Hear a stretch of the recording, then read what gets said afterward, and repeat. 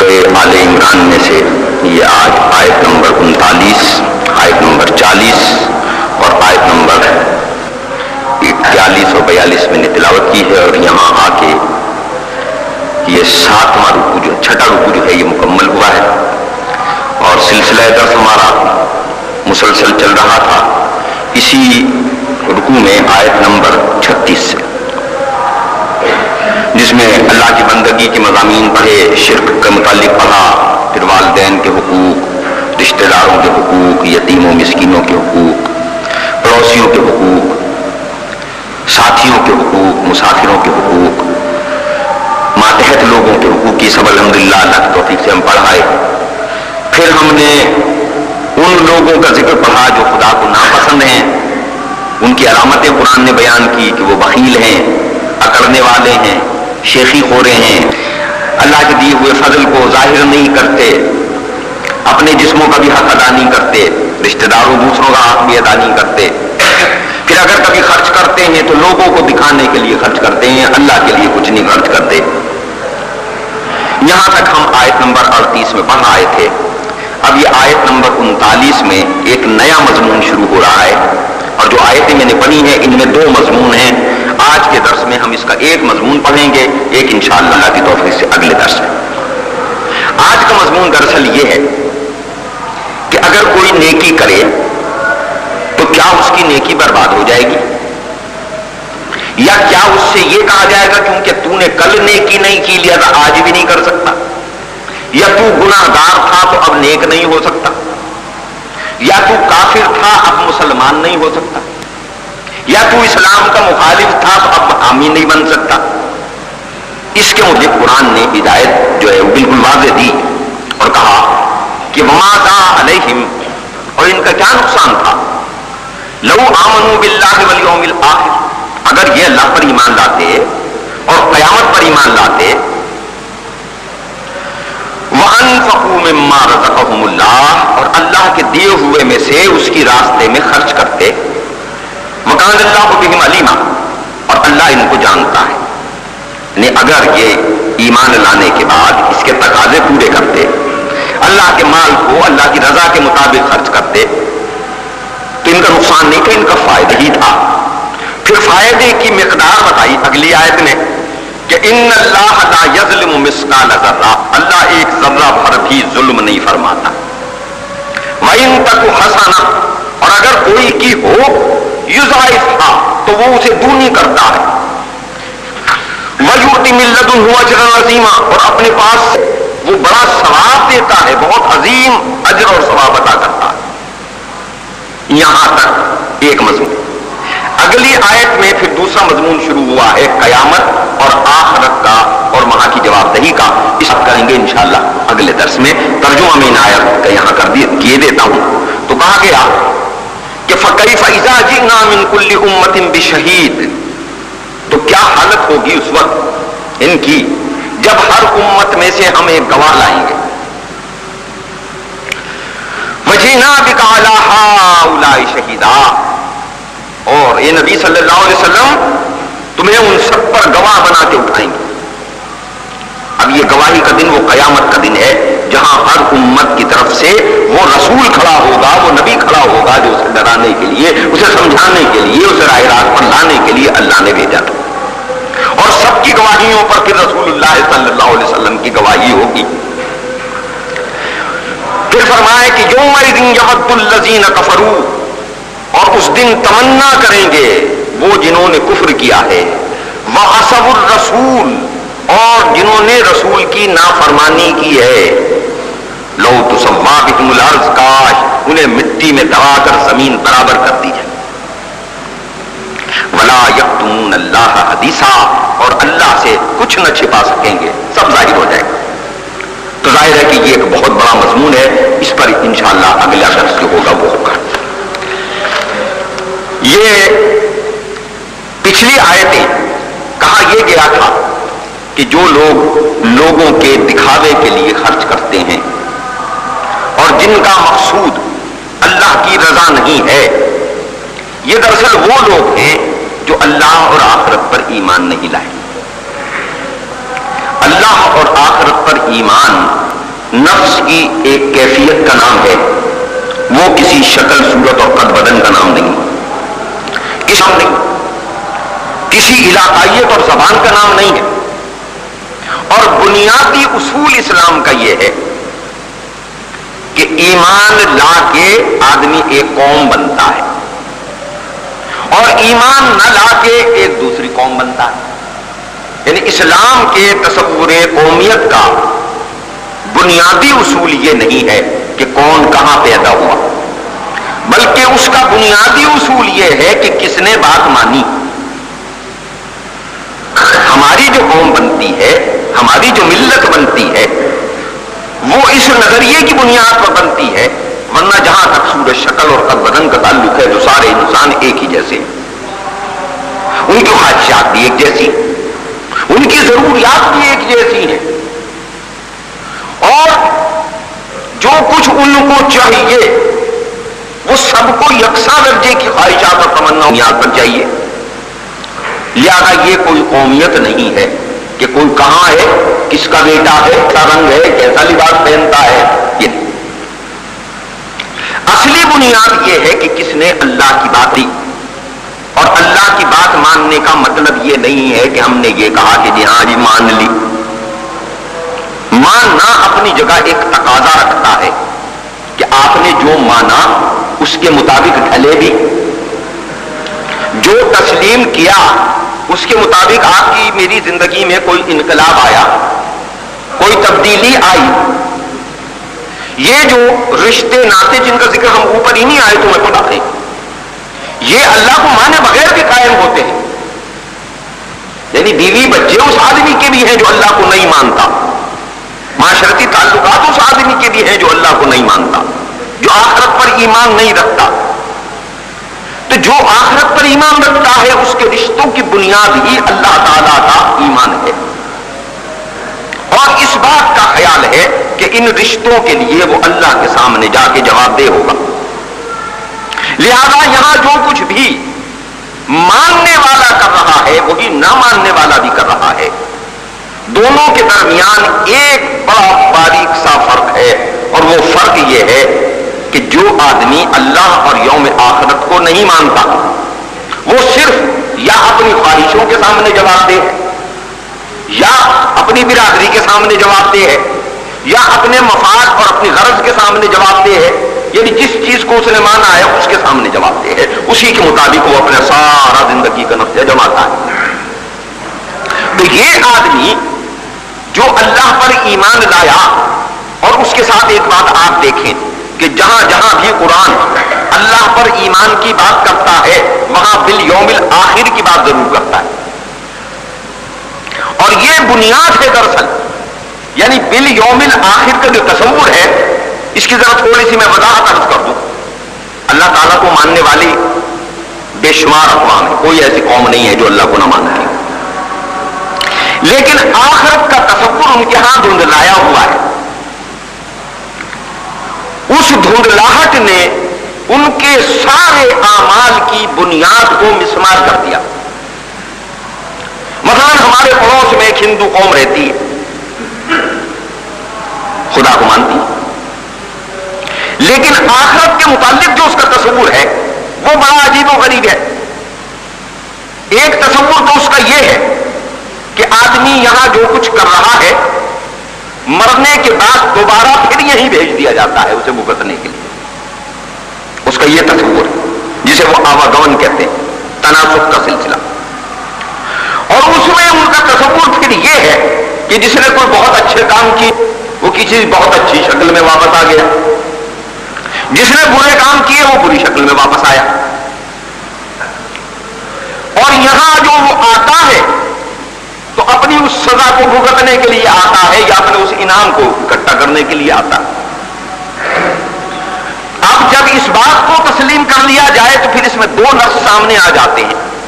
ایک نفس تو یہ کہ اگر مجھے کسی جرم کی سزا ملی اور مجھے معلوم نہیں کہ میرا جرم کیا ہے تو میں کسی کے لیے عبرت نہیں بن سکتا، جب مجھے پتہ ہی نہیں، نہ مجھے یہ یاد ہے کہ پچھلی زندگی میں نے کیا کیا تھا۔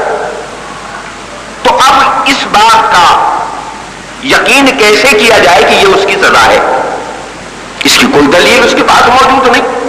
اور اگر کوئی بھلی بات کی تھی تو وہ کون سی تھی جس کا یہ انعام مجھے مل رہا ہے؟ تو اس کا بھی اس کے پاس کوئی جواب نہیں.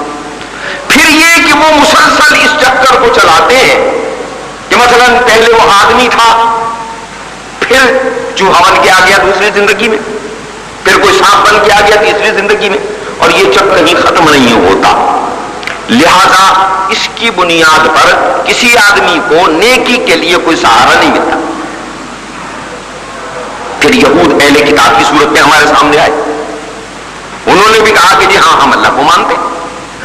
اچھا بھائی اللہ کو مانتے ہو، آخرت حاجی اسے بھی مانتے، پھر تمہارے اعمال کیوں خراب ہو گئے؟ اعمال اس لیے خراب ہو گئے کہ انہوں نے آخرت میں ایک چور دروازہ کھول دیا. اور وہ چور دروازہ کیا؟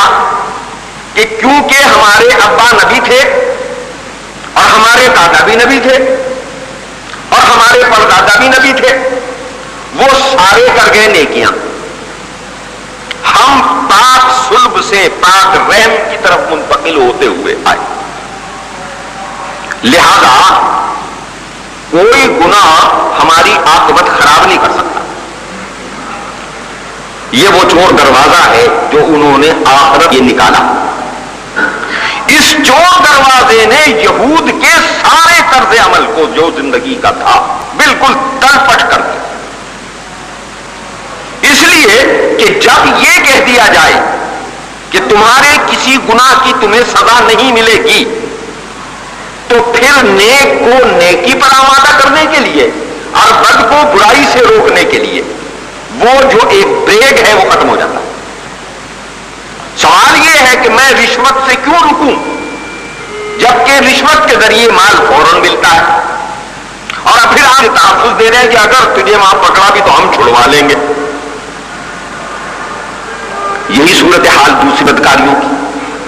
تو لہذا یہود کے ہاں ساری زندگی کا نظام جس بنیاد پر خراب ہوا اس کا تصور نسل ہے کہ ہم اولاد ہیں انبیاء کی، بلکہ وہ ظالم اس میں اتنا آگے بڑھ گئے کہ صرف یہی نہیں کہا کہ ہم انبیاء کی اولاد ہیں، بلکہ انہوں نے کہا انا ابناء اللہ وانا احباؤ، ہم تو معاذ اللہ ثم معاذ اللہ کی اولاد ہیں، ہم تو اس کے بیٹے ہیں، ہم تو اس کے چہیتے ہیں، ہمیں کون سزا دے سکتا؟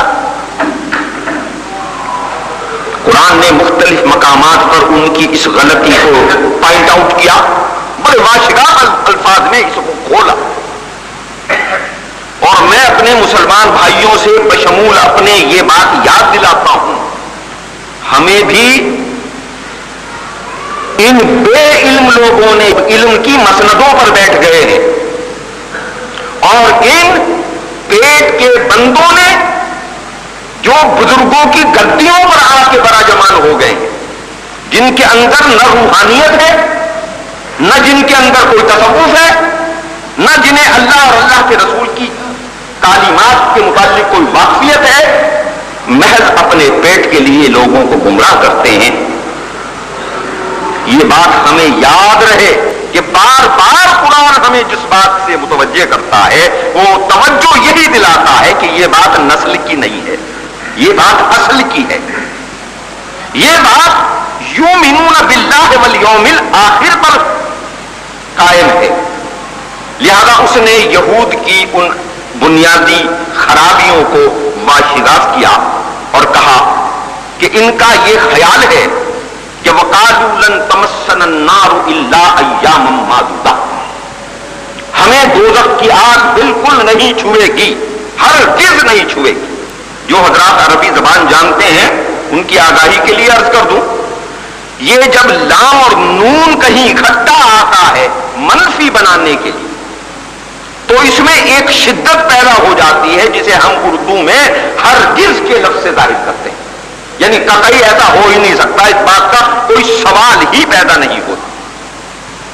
تو تمسنا کے ساتھ لام اور نون آیا، لن تمسنا، ہرگز یہ ہو ہی نہیں سکتا کہ آگ ہمیں چھو لے، ہمیں مس ہی نہیں کر سکتی. کیوں؟ کیونکہ ہم انا احباؤ، ہم اس کے محبوب ہیں، چہیتے ہیں اللہ کے، انا ابن اللہ، ہم اس کے بیٹے ہیں، معاذ، ہم اولاد انبیاء ہیں، اس کی بنیاد پر ہمیں سزا نہیں ملے گی۔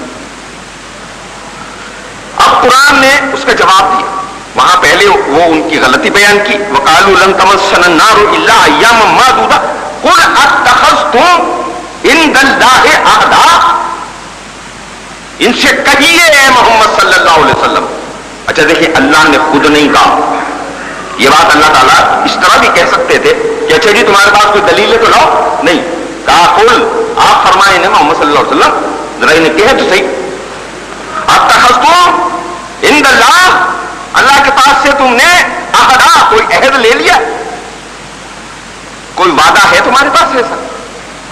کسی نبی نے تم سے کہا، کسی کتاب میں جو تمہارے پاس پہلے سے موجود ہے ان میں یہ لکھا ہو؟ یہاں پھر ایک اور لطیف اور باریک نقطہ میں عرض کروں، اگر تورات میں ایسی کوئی بات لکھی ہوئی ہوتی کہ ہاں جی جو یہودی کے گھر پیدا ہوا اسے دوزخ کی آگ نہیں چھوئے گی، تو فوراً تردید کرنے کے لیے وہ اٹھ کے کہتے کہ دیکھو جی یہ تو معذاللہ جھوٹی بات کہہ رہے، ہماری تو تورات میں ہی لکھا ہوا،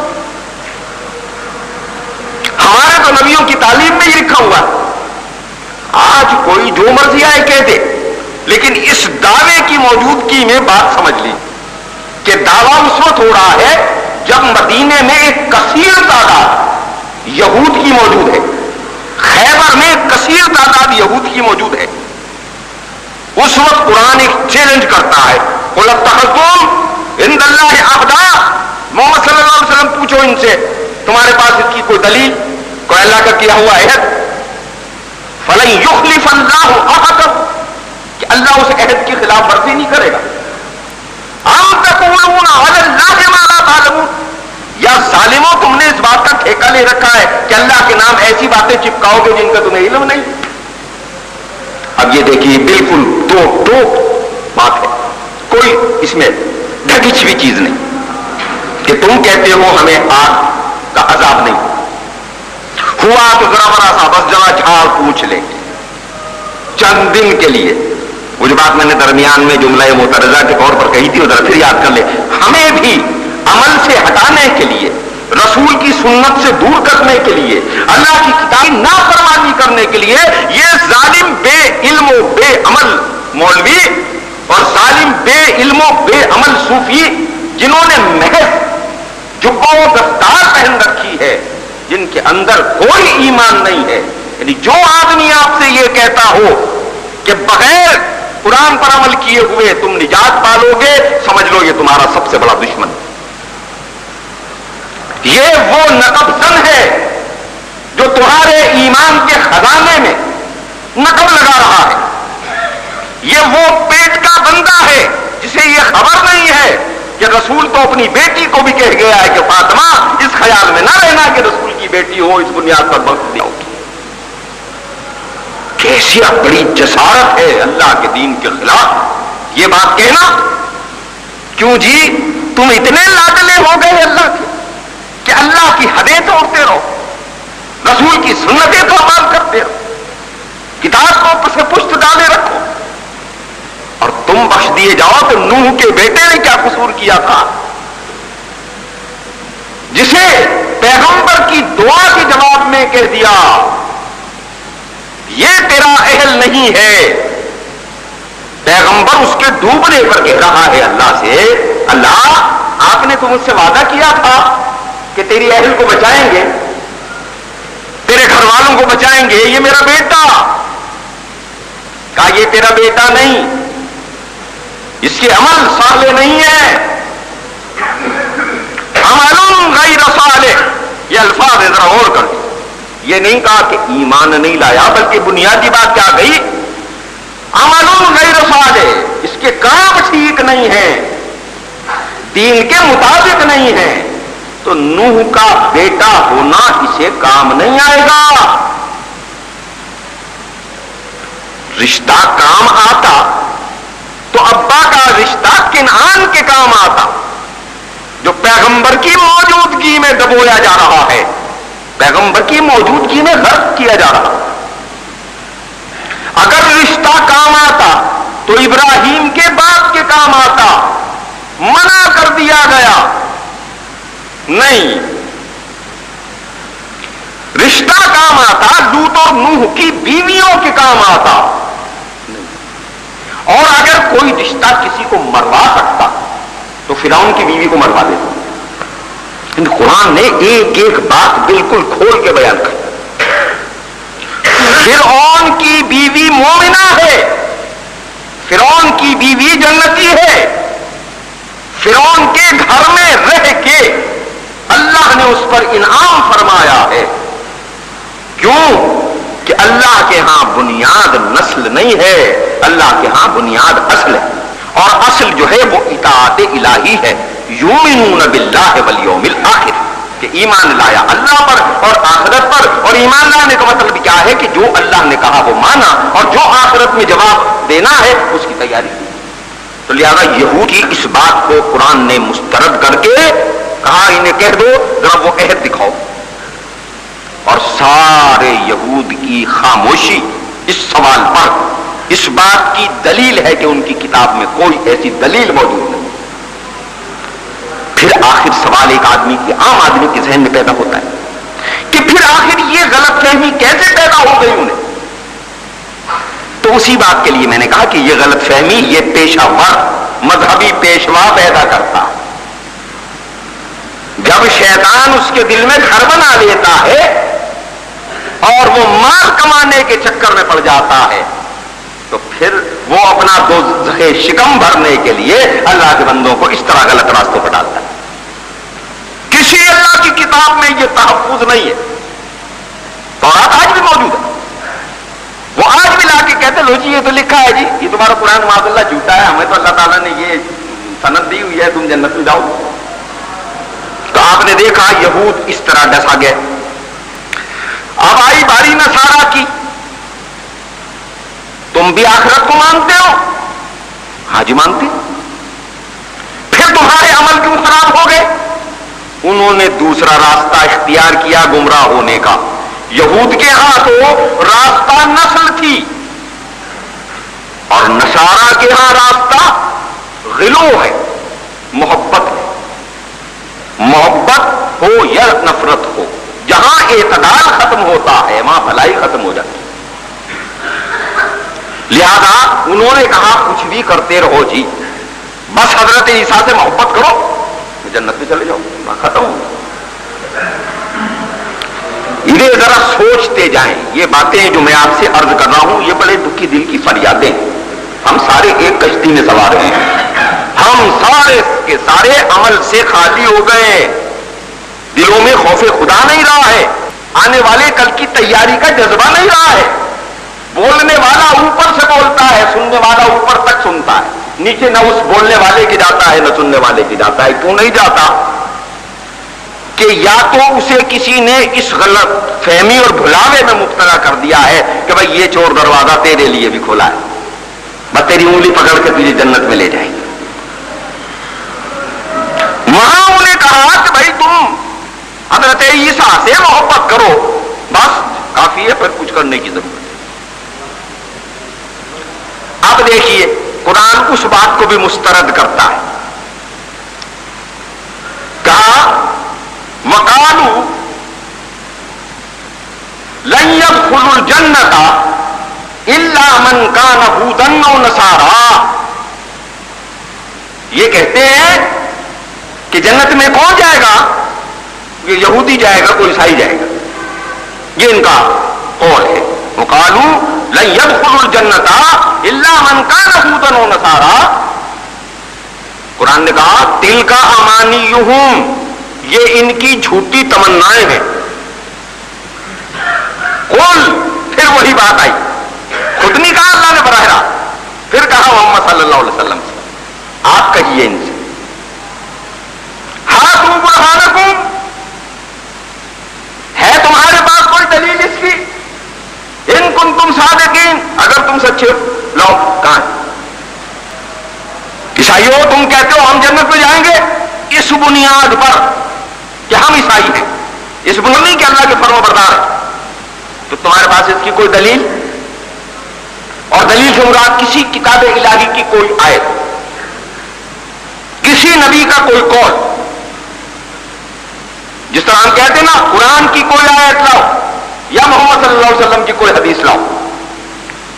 اب قرآن کہہ رہا ہے قل برہانکم، لاؤ کوئی دلیل، کہیے ان سے محمد صلی اللہ علیہ وسلم ان کنتم صادقین، اگر تم سچے ہو. تو جس طرح پہلے میں نے عرض کیا کہ یہودی لے آتے صاحب یہ تورات میں لکھا ہے، حضرت موسیٰ نے کہا ہے کہ بنی اسرائیل کا گھر پیدا ہوگا تو جنت میں جائے گا. اب عیسائیوں تم لاؤ، تمہارے پاس کوئی دلیل ہے؟ انجیل میں کہیں لکھا ہے؟ تو ہوتا تو لے آتے. نہ لانا اس بات کی دلیل ہے کہ یہ بات کسی نبی کے کلام میں نہیں اور اللہ کی کسی آیت میں نہیں. پھر کہاں سے بنا؟ پھر کہاں سے آیا؟ تو آپ دیکھیے وہ چاروں اناجیل موجود ہیں عہد نامہ جدید میں، اور وہ چاروں تورات موجود ہیں عہد نامہ قدیم میں. اثاثہ سارا موجود ہے، اگرچہ بے پناہ اس میں تبدیلیاں کی گئی ہیں، لیکن اس کے باوجود یہ بات وہاں نہیں ملتی. پھر کہاں سے آتی ہے؟ پھر یہ اسی طرح آتی ہے جس طرح ہمارے ہاں آتی ہے. وہ جو مذہبی ٹھیکیدار ہیں وہ لے کے آتے. یہود کے ہاں تورات میں نہیں آتی، تلمود میں آتی ہے. تلمود اس مجموعے کا نام ہے، ذرا سی وضاحت کے لیے عرض کر دوں، کسی کتاب الہی کا نام تلمود نہیں ہے، کسی صحیفہ الہی کا نام تلمود نہیں. تلمود ایک ایسا مجموعہ ہے یہود کے یہاں جس میں ان کے فقہا کی رائے، ان کے علماء کی آراء، ان کے مذہبی شعراء کے گیت اور وہ نظمیں جو انہوں نے اپنے بزرگوں کی شان میں کہیں، اس سارے مجموعہ کا نام تلمود ہے. یہ بڑے اختصار کے ساتھ میں نے آپ کے سامنے وہ بات رکھی کہ یہ کیفیت ہے تلمود کی. تو اب سوال ایک ہے کہ اگر تلمود میں یہ بات کہی تو وہ نہ آیت الہی ہے اور نہ قول پیغمبر ہے. یہ ایسی ہی بات ہے جیسے آپ کے ہاں فلمی دھنوں کے اوپر لکھی ہو نعتیں جنہیں نہ قرآن کا تحفظ نصیب نہ جنہیں نبی کی سنت کا تحفظ نصیب، تو گمراہ کرنے کے لیے اس کو پھیلایا گیا اور قرآن کو چھپایا گیا، اس کو گایا گیا اور رسول کی سنت کو پسے پشت ڈال دیا گیا. نہ رسول جیسی صورت بناؤ نہ رسول جیسی سیرت بناؤ اور پھر کہو جی ہم جنت میں ضرور جائیں گے. ٹھیک ہے،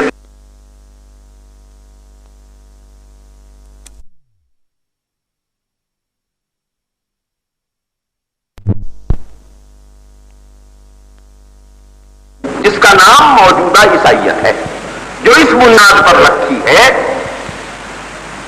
کہ حضرت عیسیٰ سے محبت اصل دین ہے اور شریعت محض پھوک ہی پھوک ہے، محض چھلکا ہی چھلکا ہے. یہ سارے الفاظ جتنے میں بیان کر رہا ہوں یہ میرے الفاظ نہیں ہیں، یہ سارے الفاظ پولس رسول کے ہیں جو اس جدید عیسائیت کا بانی ہے. وہ کہتا ہے شریعت لعنت ہے، معاذ اللہ. یہ جملہ بھی اسی ظالم کا ہے، اور اب دیکھیں ہم بھی اسی ظلم کی سطح پر کھڑے ہیں کہ نہیں کھڑے. ہمارے علماء دین، میں عام آدمیوں کی بات نہیں کر رہا، آج بڑے دکھی دل کے ساتھ دو ایک باتیں میں آپ سے کہہ رہا ہوں. یعنی ایک جاہل آدمی اگر بیچارہ یہ کہہ دے تو بات اس کی جہالت کی بنیاد پر خاموشی اختیار کر لے. لیکن اگر منصب ارشاد پر بیٹھ کے کوئی یہ کہے، جیسے آپ نے پرسوں کل کے اخبار میں ہوگا، پرسوں کی بھی بات نہیں کر رہا، کل کے اخبار عالم دین یہ کہے کہ یہ شریعت کو فرقہ واریت پھیلانے کی بات ہے، تو پھر کہاں جا کے سر پھوڑے آدمی. یہ تھانوی صاحب کا بیان کل کے جنگ میں چھپا ہوا، آپ میں سے بہت سارے بھائیوں نے پڑھا ہوگا. اور اسی کل کے جنگ ایک اور جناب بیان آپ نے بیگم ولی خان کا پڑھا ہوگا کہ جناب اس ملک میں ہم بے نظیر کی اس بات سے متفق ہیں کہ اسلامی حکومت آ جانے سے ہندوستان کے مسلمانوں کو بڑا نقصان پہنچے. یہ دونوں بیان کل کے اخبار میں موجود ہیں، جن صاحب کو دیکھنا ہو کل دیکھ. میں اپنے ان دشمنوں کو پہچان لیں۔ ایک طرف تو ان کا حال یہ کہ اگر نوشیرہ کے 100 گاؤں ڈوب رہے ہوں تو یہ ساری قوم کو لوڈ شیڈنگ کے عذاب میں مبتلا کر دے اور کہیں کالا بال ڈیم نہیں بننے دیں گے، کیونکہ نوشیرہ کے کچھ گاؤں ڈوب جائیں گے۔ اور دوسری طرف یہ ہندوستان کے مسلمانوں کے بیچارے اتنے ہمدرد بن گئے ہیں، کہتے ہیں یہاں اسلام نہ لانا، نہیں ہندوستان کا مسلمان مارا جائے۔ ظالموں کو شرم کرو، وہ وہاں اسلام کے لیے اب بھی لڑ رہا ہے اور تم اسلام کے نام پر کھا کے اسلام ہی کی کشتی کے پیندے میں چھید کر رہے ہو۔ تم دین کا کھا کے جن روٹیوں پر تم پل رہے ہو وہ لوگوں کے نذرانے اور چندے دین کی بنیاد پر تمہیں مل رہے ہیں اور تم کہتے ہو جی شریعت شرکا واریت پھیلانے والی بات ہے۔ تو یہ پھر ایسی ہی بات نہیں ہے جیسے پولس رسول نے شریعت موسوی کو منسوخ کرتے ہوئے کہا کہ بس عیسیٰ سے محبت کیے جاؤ، شریعت کی ضرورت ہی کوئی نہیں۔ تو دراصل بنیادی بات کیا ہے کہ گمراہی کے لیے لازمی ہے ہر گمراہ آدمی کو کہ وہ خوف خدا کا دروازہ بند کر دے اور آخرت کے تصور میں چور دروازہ کھول دے، تاکہ لوگ سال میں ایک دیگ پکائیں اور ربیع الاول منائے، کوئی سال میں ایک دیگ پکائے اور محرم منائے، اور کوئی ایک دیگ پکائے اور 11ویں منائے، اور سارا حرام کا مال وہ بھی ٹکار جائے اور یہ بھی ٹکار جائے، نہ اسے خدا کا خوف آئے نہ اسے خدا کا خوف۔ تو قرآن نے اسے مسترد کرتے ہوئے کہا قُلْ هَاتُوا بُرْهَانَكُمْ إِن كُنتُمْ صَادِقِينَ، کہیے ان سے تمہارے پاس اس نجات کی کوئی دلیل ہے تو لاؤ، اور اگر نہیں ہے تو پھر آؤ ہم تمہیں بتاتے ہیں دلیل نجات کیا ہے۔ محض بات اسی آیت کے بعد دوسری آیت میں وہ پورا نظام قرآن نے بیان کر دیا۔ ان دونوں باتوں کو مسترد کر کے کیا کہا؟ بلا من اسلم وجهه للہ وهو محسن فله اجرہ عند ربہ ولا خوف علیہم ولا هم یحزنون۔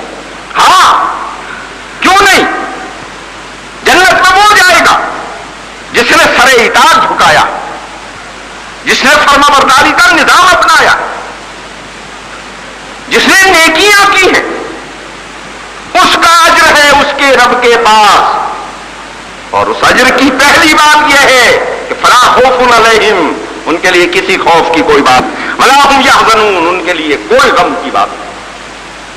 تو آپ دیکھیں پہلے ان دونوں باتوں کو قرآن نے مسترد کیا کہ نسل جنت میں جانے کا کوئی تصور ہم نے نہیں کیا، ہمارے کسی نبی نے نہیں کہا۔ آدم سے لے کے محمد صلی اللہ علیہ وسلم تک تم سب کو چیلنج لاؤ، دکھاؤ کس نبی نے کہا۔ قرآن سے لے کے صحیفہ ابراہیم تک جو کچھ بھی تمہارے پاس موجود ہے لاؤ، کدھر لکھا ہے؟ یہ آیت بھیجی ہے ہم کہ ہم کسی نسل کو جنت میں بھیج دیں گے۔ کیوں؟ یہ باقی جو ہیں یہ ہمارے بنائے ہوئے نہیں، یہ سب ہم نے بنائے ہیں۔ کافر بھی ہم نے بنایا ہے، مومن بھی ہم نے بنایا ہے، ایمان کا راستہ بھی سامنے کھول دیا ہے، کفر کا راستہ بھی کھلا پڑا ہے۔ فَهَدَيْنَاهُ النَّجْدَيْنِ، دونوں راستوں کے لیے ہم نے ہدایت دے دی ہے۔ فَأَلْهَمَهَا فُجُورَهَا وَتَقْوَاهَا، نفس انسانی کے اندر ہم نے نیکی اور بدی کا کیفیت کو الہام کر دیا۔ اور پھر وَلِكُلِّ قَوْمٍ هَادٍ، ہر قوم میں ہدایت کنندہ بھیج دیا ہے۔ وَلِكُلِّ أُمَّةٍ رَسُولٌ، ہر گروہ انسانی کو ایک پیغام بر دے دیا ہے۔ وَلِكُلِّ أَجَلٍ کتاب، ہر زمانے کے لیے ہم نے ایک کتاب ہدایت بھیج دی ہے۔ یہ کام ہم کس لیے کر رہے ہیں؟ اگر ایک نسل ہی کو بخشوانا تھا، بس کافی ہو گیا تھا، نسل پیدا ہو گئی تھی، وہ مر جاتی، ہم جنت میں بھیج دیتے۔ یہ اتنا بڑا کاروبار مملکت ہم نے پھیلایا ہے، یہ چاند سورج بنائے ہیں، یہ آسمان سجائے ہیں، یہ زمینوں کو زینت بخشی ہے، ہم ایک کے بعد ایک بھیج رہے ہیں، پکارنے والا بھیج رہے ہیں، ڈرانے والا بھیج رہے ہیں۔ کوئی ایسا موقع نہیں ہے کہ ہم نے نہ بھیجا ہو۔ تو یہ کار عبث ہے ہمارا، کار عبث نہیں۔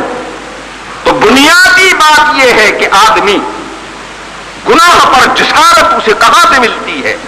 جب خوف آخرت کمزور پڑ جاتا یا اس کا کوئی چور دروازہ کھول دیا جاتا یا اسے یہ کہہ کہ تھپکی دے دی جاتی ہے نماز پڑھنے کی کیا ضرورت ہے اسی بخشوا دیں گے, روزہ رکھنے کی کیا ضرورت ہے وہ ہمارے بزرگ آ کے چھڑوا دیں گے, بس ایک دن پیار کا نعرہ لگا دو تم بخشے گئے. میں پھر کہتا ہوں اسی حوالے سے کہتا ہوں, لاؤ وہ قول رسول, لاؤ کتاب الہی سے کہا ہو کہ تم کچھ مت کرو, نہ سچ بولو, نہ پورا تولو, نہ یتیموں کا حق انہیں دو, نہ بیواؤں کی خبرگیری کرو, نہ اللہ کے حقوق ادا کرو, نہ اللہ کے بندوں کے حقوق ادا کرو, اور تمہیں ایسے ہی بخش دیے جاؤ. وہ تو اس کے برعکس کہتا ہے, ام حسبتم ان تدخلوا الجنۃ ولما یاتکم مثل الذین خلوا من قبلکم مستهم الباساء والضراء زلزلوا حتى يقول الرسول والذین آمنوا متى نصر اللہ الا ان نصر اللہ قریب. تم سمجھتے ہو جنت میں یوں ہی ٹہلتے ٹہلتے چلے جاؤ کہ اللہ نے تمہیں آزمایا نہیں, تم سے پہلوں کو تو ظالم کر دیا ہے, بنیادوں پر کھلا مارا. یہ وقت آ گیا ہے کہ وقت کا پیغمبر چیخ پڑا ہے, اللہ کی نصرت کہاں ہے, اس کے ساتھ ہی چلانے لگے ہیں. اب آزمائش کے اس مرحلے پر آ گئے ہیں. اللہ کہتا ہے میری نصرت تو قریب ہے, یہاں تک آؤ تو صحیح, تم بدر تک آؤ تو میں فرشتے بھیجتا ہوں. لیکن اگر اپنے گھروں میں بیٹھے رہو تو پھر اللہ کا یہ قانون نہیں ہے کہ وہ پھر فرشتے بھیج کے تمہارے کام کرواتے. جنت کا راستہ کھلا ہے, بہت باریک ہے, تلواروں کے سائے میں ہے, اطاعت گزاری کے سائے میں, اللہ کی فرمانبرداری اور رسول اللہ صلی اللہ علیہ وسلم کی اطاعت کے بغیر یہ راستہ نہیں مل سکتا. تم جنہیں بزرگان دین قرار دیتے ہو ان میں سے کسی ایک کا نام لو جس نے نماز نہ پڑھی ہو, جس نے روزہ نہ رکھا ہو, جس نے حلال اور حرام کے امتیاز کو پوری قوت کے ساتھ اپنی ذات پر قائم نہ کیا. ایک کا نام تو ہم بھی مان لیں. سیدنا عبد القادر جیلانی رحمت اللہ علیہ سے چلو اور جہاں جہاں تک تمہیں روشنی کتاب و سنت کی ملے ان میں سے ایک آدمی پکڑ لو. ایک آدمی نہیں مل سکتا جس تک اللہ کا کلام پہنچا ہو, وہ تو اللہ کی اطاعت کرنے کے بعد لرزتا ہے. حضرت سیدنا عمر رضی اللہ تعالیٰ عنہ امید و دین کی اس کیفیت کو جو دراصل حاصل ایمان ہے اس طرح بیان کرتے ہیں کہ اگر کوئی مجھے یہ کہے کہ ساری دنیا بخش دی جائے گی مگر ایک آدمی نہیں بخشا جائے گا, تو حضرت عمر کہتے ہیں میں ڈرتا ہوں خدا سے کہ کہیں میں ہی وہ نہ ہوں. آپ اندازہ کریے کون کہہ رہا ہے, وہ کہہ رہا ہے جو خلاصہ ہے نسل انسانی میں بھلائی اور خیر کا. کہا خدا کی رحمتوں پر مجھے اس بات کی توقع ہے کہ وہ مجھے بخشے گا, لیکن اگر یہ کہا جائے کہ سب کو بخش دے گا ایک کو نہیں بخشے گا میں ڈرتا ہوں کہیں میں ہی نہ ہوں. تو لہذا جو یہ پھول کے بیٹھ جاتے ہیں جی ہم تو ضرور بخشے جائیں گے, ان کے پاس کوئی دلیل ہو تو آئیں اور بات کریں. اور پھر بات یہ ہے کہ اگر اس خوف آخرت کو نکال دیا جائے تو کوئی بھلائی اور خیر قائم ہی نہیں ہوتی.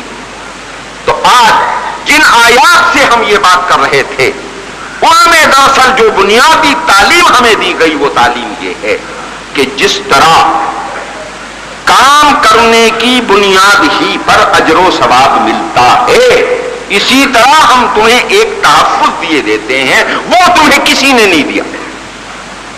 وہ نہ عیسائیت نے دیا, نہ یہودیت نے دیا, نہ ہندوازم نے دیا, نہ ان جھوٹے سچے مذہبی پیشواؤں نے دیا. انہیں تو مایوس کر دیا ہے تمہیں خدا سے. وہ تحفظ اب قرآن دے رہا ہے. کہا دیکھو اگر تم سے گناہ ہو گیا ہے تو اس بنیاد پر مایوس ہو کے نہ بیٹھ جا, ہمارا دروازہ کھلا ہوا ہے, اپنے اس برے عمل کو چھوڑ کے آ جاؤ, ہم اس سب کو معاف کر دیں گے. لیکن آؤ ہمارے دروازے, من تابا وآمنا وعمل صالحا, جس نے توبہ کی, اور توبہ کیا ہے, وہ کام نہیں کرنا, توبہ اللہ فرماتے ہیں پھر اس نے نیک کام کیے، ہم اس کے گناہوں کو نیکیوں سے بدل دیں گے۔ لیکن توبہ ضروری ہے، اور توبہ اس بات کا نام ہے کہ جو کچھ اب کیا ہے یہ آئندہ نہیں کرے۔ توبہ اس بات کا نام نہیں ہے کہ توبہ بھی کرتے رہے اور گناہ بھی کرتے رہے۔ یہ ساری شاعری ہے جو اس قسم کی آسیں دلا کے لوگوں کو گمراہی کے ریبل ہانکے جا رہے ہیں کہ فلاں بخشوا دیں گے، فلاں بخشوا دیں گے۔ یہ بخشش کا اصول بھی بتا دیا۔ مایوس نہ ہونا، ہمارا دروازہ کھلا ہے لیکن توبہ کرنے والوں کے لیے کھلا ہے، فرما برداروں کے لیے کھلا ہے۔ لہذا ان آیات میں بھی یہی بات کہی گئی کہ وَمَاذَا عَلَيْهِمْ لَوْ آمَنُوا بِاللَّهِ وَالْيَوْمِ الْآخِرِ وَأَنفَقُوا مِمَّا رَزَقَهُمُ اللَّهُ وَكَانَ اللَّهُ بِهِمْ عَلِيمًا۔ ان کا کیا نقصان تھا اگر یہ اللہ پر ایمان لاتے، یہ آخرت کو مانتے، یہ اللہ کے دیے ہوئے میں سے خرچ کرتے۔ اللہ تو اس کو جانتا ہے، اور وہ ایسا ہے کہ ان اللہ لا یظلم مثقال ذرہ، وہ کسی کے ساتھ ایک ذرے کے برابر بھی ظلم نہیں کرتا۔ وَإِن تَكُ حَسَنَةٌ يُضَاعِفْهَا، اور اگر کوئی نیکی ہو تو وہ اسے دگنی کر دیتا ہے۔ پھر وہ ایسا ہے کہ وَيُؤْتِ مِن لَّدُنْهُ أَجْرًا عَظِيمًا، وہ تو اپنے پاس سے اور بہت سارا ثواب عطا فرماتا۔ لہذا اس سے ثواب لینا ہے تو نیکیوں کے نظام کی طرف آؤ، اطاعت کتاب الہی کی طرف آؤ، پیروی محمد رسول اللہ صلی اللہ علیہ وسلم کی طرف آؤ، اور سمجھ لو کہ اگر بہو نہ رسیدی تمام ابو لہبی محمد صلی اللہ علیہ وسلم کی جو پیروی کی طرف نہیں آتا وہ ساری ابو لہبی ہے، چاہے سورج شکل وہ کیسی ہی بنا۔ اور یہ بڑا ٹھیک ترجمہ کیا ہے علامہ نے اس آیت کا، قُلْ إِن كُنتُمْ تُحِبُّونَ اللَّهَ فَاتَّبِعُونِي يُحْبِبْكُمُ اللَّهُ۔ یہ دعوے دار ہیں محب الہی کے، ان سے کہہ دو میری پیروی کرو، اللہ تم سے محبت کرے گا۔ تو بھائی مصطفیٰ رسا خیش را کے دی ہم اوس، اگر بہو نہ رسیدی تمام بولا اپنے آپ کو محمد صلی اللہ علیہ وسلم کی تابع داری تک پہنچاؤ۔ اگر محمد کی تابع داری صلی اللہ علیہ وسلم نہیں ہے تو پھر کوئی دین نہیں، پھر کوئی خدا رسیدگی نہیں ہے، پھر کوئی قرب الہی نہیں ہے، اور پھر کوئی نجات نہیں ہے، پھر کوئی مغفرت نہیں۔ یہ دو چیزیں ضروری ہیں، اللہ کی بات مانو اور کیسے مانو، جیسے محمد صلی اللہ علیہ وسلم نے فرمایا۔ تو اللہ تعالیٰ اس کے تقاضے پورے کی ہمیں توفیق عطا فرمائے۔ وآخر دعوانا ان الحمد للہ رب العالمین۔